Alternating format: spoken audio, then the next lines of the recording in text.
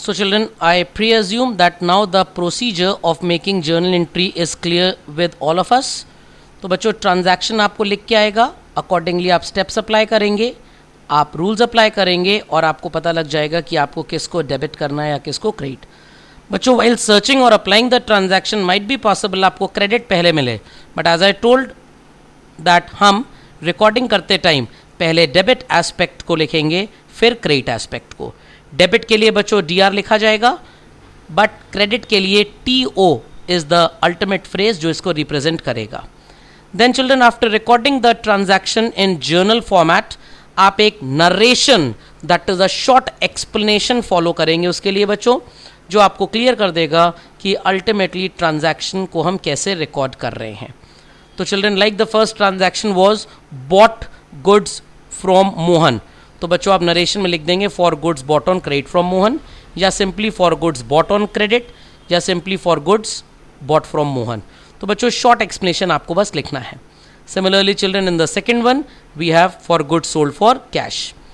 Then children we will be totalling it and thereafter आपको बच्चों journal का format completely so called apply हो जाएगा.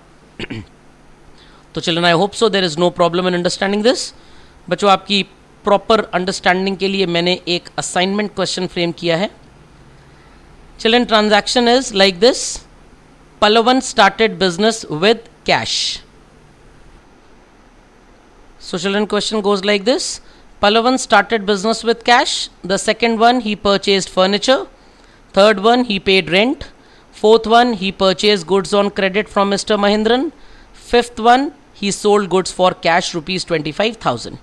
तो बच्चों एक एक ट्रांजैक्शन हम पढ़ते जाएंगे और उसमें पहले काम करेंगे सब्जेक्ट प्रेडिकेट, फिर बच्चों अकाउंट्स आइडेंटिफाई करेंगे, क्लासिफिकेशन करेंगे पर्सनल रियल नॉमिनल के अकॉर्डिंगली, रूल अप्लाई करेंगे एंड चिल्ड्रन डेबिट और क्रेडिट फाइंड आउट कर लेंगे. Children be attentive. In the first transaction we see that the subject part is Pallavan and predicate part children is a started business with cash. तो children, in the subject part we find the account that is Pallavan and in the predicate part children we find the account that is cash. So students, it is quite simple to understand. This transaction gives us so called two accounts. One is called as capital and other is called as cash. Why capital? Because it represents the owner. Then children, capital belongs to the category of personal account and cash belongs to the category of real account. Children, the rule for personal account is debit the receiver, credit the giver. Children, Pallavan is the giver, तो हमने capital को credit कर दिया. Cash belongs to the category of real account. The rule is debit what comes in, credit what goes out. Children, cash is coming into the business. Children, remember, आप business के view point से accounting करते हैं, ना कि businessman के view point से. तो children, cash is coming into the business, that's why हमने cash को debit कर दिया. So children, ultimately capital is on the credit aspect and cash is on the debit aspect. Then children, we have the second transaction, purchased furniture. Children, where the word purchase will simply represent कि आपने furniture खरीदा है and it is not mentioned from whom we have bought. So children, if nothing is mentioned, we'll assume it as a cash transaction. Children, two accounts we find is furniture and cash. Coincidentally, they both belong to the category of real account. The rule for real account is debit what comes in, credit what goes out. बच्चों furniture is coming in, that's why we have debited it, and cash is going out, तो बच्चे हमने इसको credit कर लिया. So children, accordingly we have the third transaction, he paid rent. तो children, subject part आपको rent नजर आएगा and predicate part paid. तो बच्चों paid से आपको जो account मिलेगा that is cash and rent is another account. तो बच्चों यहाँ पे दो अकाउंट हमको मिले, one is cash, other is rent. Cash belongs to the category of real account which says debit what comes in, credit what goes out. Children, cash is going out, that's why हमने इसको credit कर लिया. Rent belongs to the category of nominal account. Rule is debit all expenses, credit all incomes and gains. तो बच्चों rent being an expense, that's why हमने इसको debit कर दिया. आगे चलते हैं बच्चों. The next transaction we see, he purchased goods on credit from Mr. Mahindran. तो बच्चों क्रेडिट पे आपने गुड्स खरीदे हैं, तो बच्चों क्रेडिट पे जब आपने गुड्स खरीदे, it's a credit transaction. The subject part is definitely true that you must be thinking is Mr. Mahindran and the predicate part is purchased goods. अब बच्चों goods का मतलब यहाँ पे है कि आपने goods खरीदे हैं. So children, the two accounts that we happen to find out here is Mr. Mahindran and purchase. Children, Mahindran belong to the category of personal account. The rule is debit the receiver, credit the giver. Mahindran is the giver. Children, we have credited him. Purchase belongs to the category of nominal account. The rule is debit all expenses and losses, credit all incomes and gains.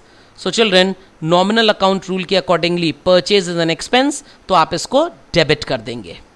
Okay children, तो Mahindran is on the credit aspect and purchase being an expense on the debit aspect. Then children, we have the transaction sold goods for cash.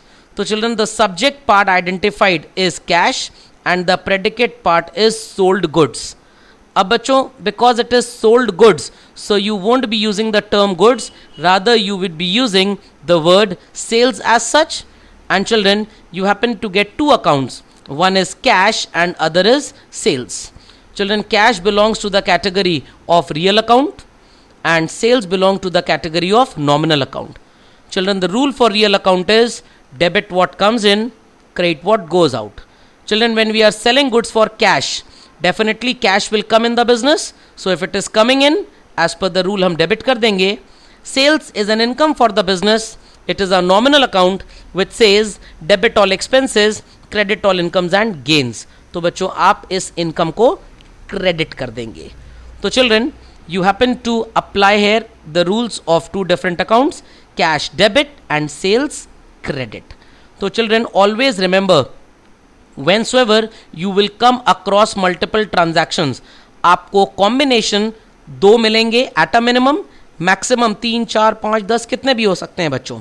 Children, दोनों side real account आए ऐसा बहुत बार आपको मिलेगा. एक side personal आए, एक side real आए, ऐसा भी बहुत मिलेगा. One side real, one side nominal बच्चों, ऐसा भी कॉम्बिनेशन होता है. One side personal, other side nominal, ये भी चलेगा बच्चों. चिल्ड्रन, दोनों साइड रियल चल सकता है, दोनों side personal it is there but आपके लेवल पे बहुत कम मिलेगा आपको. और दोनों साइड बच्चों कभी अगर आप नॉमिनल ढूंढ लें तो आप अज्यूम कर लीजिएगा कि आपने बहुत बड़ी मिस्टेक कर दी है. तो children, very simple to understand. The rule for personal account, debit the receiver, credit the giver. Rule for real account, debit what comes in, credit what goes out. Rule for nominal account, debit all expenses and losses, credit all incomes and gains.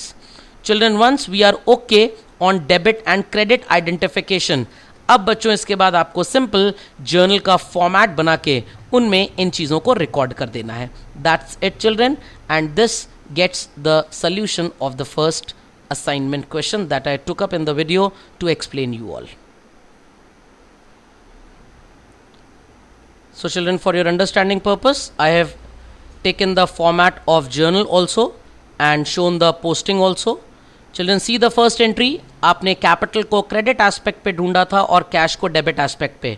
तो children, while putting आप पहले debit aspect record करोगे and then credit aspect.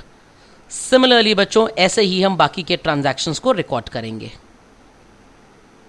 Similarly children, we have the second one where we identified furniture on the debit aspect and cash on the credit aspect. So we have recorded as furniture account debit to cash. बच्चों, आप find out किसी को किसी भी order में कर लीजिए, but while putting in journal आपको पहले डेबिट एस्पेक्ट ही रिकॉर्ड करना है. Remember this. So children, finally we develop the format of journal like this. Children, like the third transaction was there, he paid rent. तो हमने account ढूंढे थे बच्चों. Accordingly, entry becomes rent account debit to cash. Then children, bought goods from Mahindran. Entry was purchase account debit to Mahindran. Then sold goods for cash children. The entry we developed was cash account debit to sales.